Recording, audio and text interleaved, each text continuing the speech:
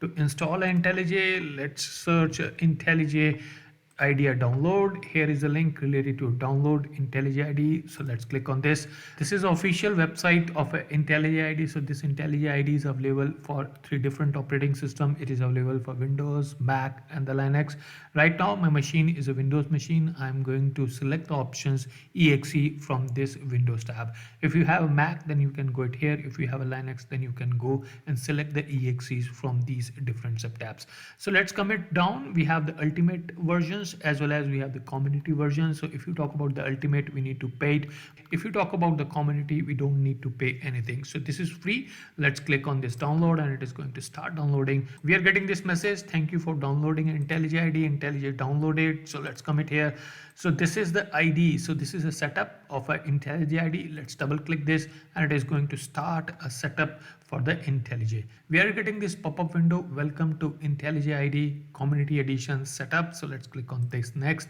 Here, if you want, you can change the destination folder for installation. I'm keeping it default, not making any change. Click on next. Here we have a different options which we can select it. If you want, you can select a different options related to a Java. You can select it for Groovy, KT and Gradle and a .pom as well. I'm going to select this option, which is this update the path variables, and this needs a restart. So let's click on this next. Here let's click on this install. It is going to install the IntelliJ ID on our local machine. So we are getting the message completing a IntelliJ ID Community Edition setup. We need to restart it. So let's have a reboot now and we are going to click on the finish button. So we have restarted our machine. So let's open IntelliJ ID. So this is the IntelliJ ID Community Edition which we have just installed on our local machine.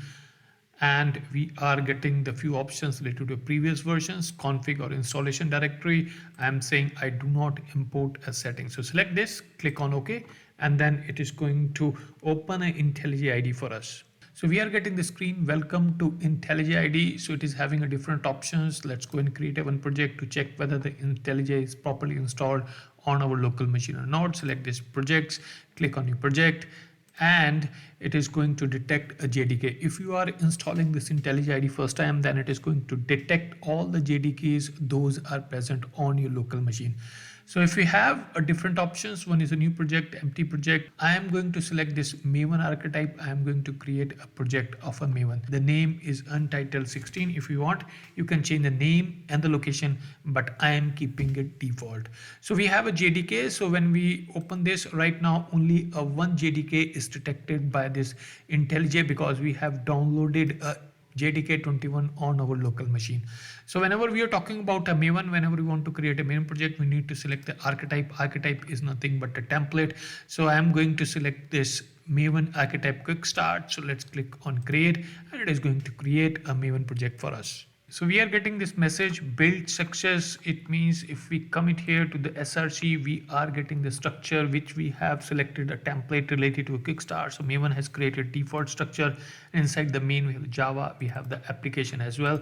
So if we want to check whether it is properly created or not, so right click on this and say run app.main and it is going to display a message related to a hello world.